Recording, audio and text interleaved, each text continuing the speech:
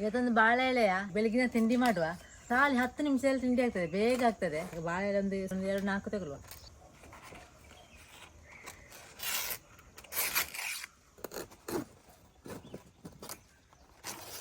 ಅವಲಕ್ಕಿ ಬೇಕು ಸ್ವಲ್ಪ ನೋಡಿ, ಒಂದು ದೊಡ್ಡ ಒಂದು ಕಪ್ ಆಗುವಷ್ಟು ತಗೊಂಡಿದ್ದೇನೆ. ಇಷ್ಟು ಇದನ್ನು ಈಗ ನೀರು ಹಾಕಿ ಚಂದ ಮಾಡಿ ತೊಳೆಬೇಕು. ಈಗ ಒಂದು 2 ಸರ್ತಿ ತೊಳೆಯುವ. ಒಮ್ಮೆ ನೀರಾಗಿ ತೆಗೆದು ವಾಪಸ್ ನೀರಾಗಿ ತೆಗಿಬೇಕು ನೋಡಿ. ಈ ನೀರನ್ನೆಲ್ಲ ತೆಗಿತೇನೆ. ಈಗ ಒಮ್ಮೆ ನೀರೆಲ್ಲ ತೆಗ್ದಿದ್ದೇನೆ, ವಾಪಸ್ ನೀರಾಗಿ ತೊಳೆಯುವ. ಈ ನೀರನ್ನು ತೆಗ್ದಾಯ್ತು. ಸ್ವಲ್ಪ ತೆಂಗಿನ ತುರಿ ತಗೊಂಡಿದ್ದೇನೆ. ರುಚಿಗೆ ಬೇಕಾದಷ್ಟು ಉಪ್ಪು ಹಾಕುವ.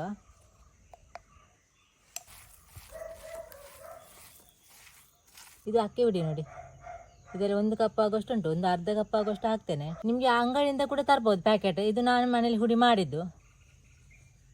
ಸ್ವಲ್ಪ ನೀರು ಕೂಡ ಹಾಕಿ ಮಿಕ್ಸ್ ಮಾಡುವ.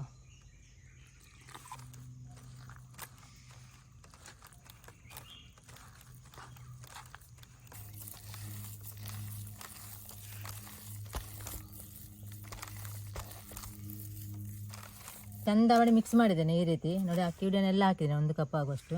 ಈ ರೀತಿ ಸ್ವಲ್ಪ ಗಟ್ಟಿ ಇರಬೇಕು ಹಿಟ್ಟು, ಅಂದರೆ ಜಾಸ್ತಿ ಗಟ್ಟಿ ಅಲ್ಲ ನೋಡಿ. ಈ ರೀತಿ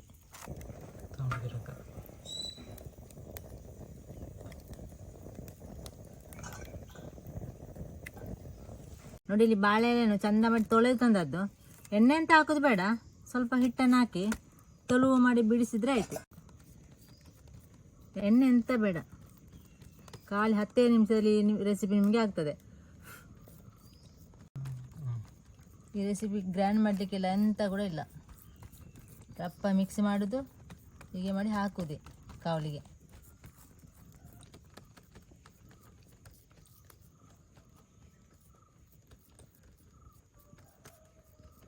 ನೋಡಿ, ಇದು ಕಬ್ಬಿಣದ ತಾವ ನೋಡಿ, ಈ ರೀತಿ ಉಂಟು ತೆಳುವಿದ್ದು. ನಿಮಗೆ ನಾನ್ ಸ್ಟಿಕ್ಕಲ್ಲಿ ಕೂಡ ಮಾಡ್ಬೋದು. ಈಗ ಸ್ವಲ್ಪ ಎಣ್ಣೆ ಹಾಕುವ. ತೆಂಗಿನ ಎಣ್ಣೆ ಹಾಕೋದು ನಾನು. ನಿಮಗೆ ಬೇರೆ ಎಣ್ಣೆ ಕೂಡ ಹಾಕ್ಬೋದು.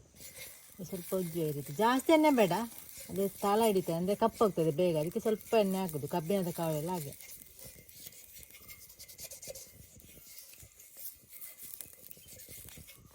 ನೋಡಿ, ಕಾವಲಿ ಬಿಸಿಯಾಗಿದೆ. ನೀವು ನಾನ್ ಸ್ಟಿಕ್ಕಲ್ಲಿ ಮಾಡೋದಿದ್ರೆ ಈ ರೀತಿ ಉಲ್ಟಾ ಹಾಕ್ಬೋದು. ನಾನು ಹೀಗೆ ಹಾಕಿದ್ದೇನೆ, ಯಾಕೆಂದರೆ ಅದು ತಳ ಹಿಡಿತದೆ. ಕಬ್ಬಿಣದ ಕಾವಲಿ, ತೆಳು ಕಾವಲಿ ಕೂಡ ಹಾಗೆ. ಸ್ವಲ್ಪ ಬಿಸಿ ಆದಮೇಲೆ ಕಾವಲಿ ಮಗುಚಿ ಹಾಕುವ.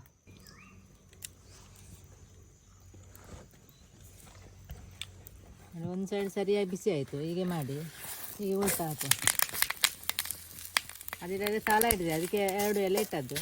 ಮತ್ತು ನಾನ್ ಸ್ಟಿಕ್ಕಲ್ಲಿ ನೀವು ಮಾಡೋದಿದ್ರೆ ಎಲೆ ಬೇಕಂತ ಇಲ್ಲ, 1 ಎಲೆ ಸಾಕಾಗ್ತದೆ. ಈಗ ಮೇಲಿದ್ದ ಎಲೆ ತೆಗೆಯುವ.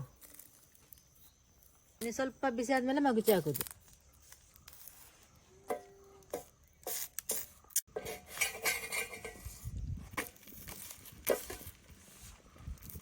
ಇನ್ನು ಸರಿಯಾಗಿ 2 ಸೈಡ್ ಕೂಡ ಫ್ರೈ ಆದಮೇಲೆ ತೆಗೆಯೋದು.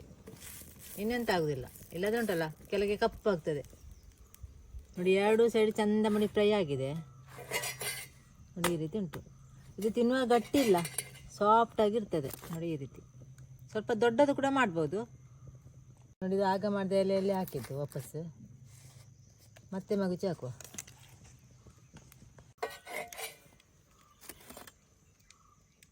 ನೋಡಿ, ಬಾಳೆ ಎಲೆ ರೊಟ್ಟಿ ರೆಡಿ ಆಯ್ತು ನೋಡಿ, ಎಷ್ಟು ಸಾಫ್ಟ್ ಆಗಿ ಉಂಟು. ಮತ್ತು ಇದು ವೆಜ್ ಪದಾರ್ಥ, ನಿಮ್ಗೆ ಯಾವ ಪದಾರ್ಥದಲ್ಲಿ ಕೂಡ ತಿನ್ಬೋದು, ಅಂದರೆ ಚಟ್ನಿಯಲ್ಲಿ ಕೂಡ ತಿನ್ಬೋದು. ನೀವು ಸಹ ಇದೇ ರೀತಿ ಮಾಡಿ ನೋಡಿ.